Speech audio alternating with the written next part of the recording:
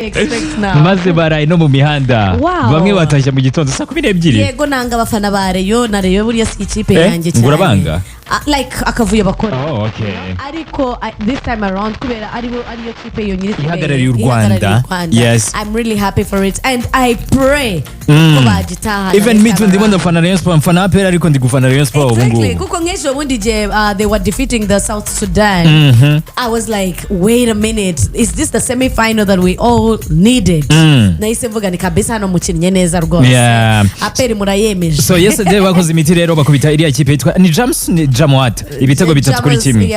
Jamus yo muri Sudan. South Sudan. Yes. Ibitego bitatu kuri kimwe ni ibitego byinshi cyane. So ibingibi byatumye abafana ba Rayon bavuga bati twebwe ntabwo dutaha turarara mu mihanda twereka abanyarwanda yuko ikipe yacu iri ku rwego rwo gukina na Barca. Ngenda bemerera rwose nibashaka bisiga amarangi none. Nanjye let me tell you ejo bundi ku wa gatanu kuri finals right sibazahura n'abanyakenya nzisiga ubururu n'ubundi sanzwe ni bleu twazagiye kureba iriya match Friday sizabera hano muri Amahoro kandi n'umunsi tuzavana muri show bizaba ari kumuganura basangaye. That's the thing bazadufashe bayishyire nka saa 2 gutyo ntabwo byakunda bene finals nka ziriya kubera urumva bagomba gutanga ibihembo yagorana kuba nakwemerera ko nzajyayo but I would wanga ibintu bikurambira cyane. Oya nanga ibintu bitinda byataye niba ari two kurambirana. So ino final ya Sekafa Kagame Cup 2026 izasifurwa na Omar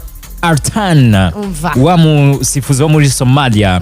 Uyu nguyu yagomba gusifura World Cup 2026 ariko Donald Trump arambwira ati ayibazekani ngo ntago tuguhereza kwinjira mu gihugu cyacu igihugu cyawe afite ibyangombwa byose. Yes. Donald Trump kwa nini refused him entry rwose baramukatira but I think ariko abanyarwanda ndabakunda gusa bavuze nimwe noneho uwo mwabujije niwe dushaka twebwe reka tumuzane noneho tubereke ko dufite power. Ejo bana mwakiriye neza cyane kuri airport. This Somalia guy I thought he was even that old.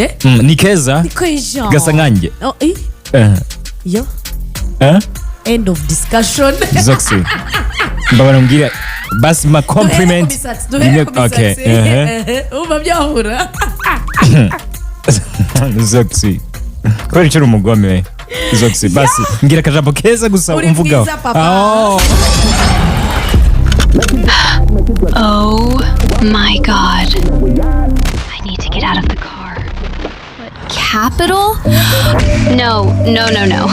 Wait, this is my jam. Can't leave the car because the hits won't let you? Worry not. Take Capital everywhere you go. Get hooked on all our platforms online and streaming at 103.5 Capital FM.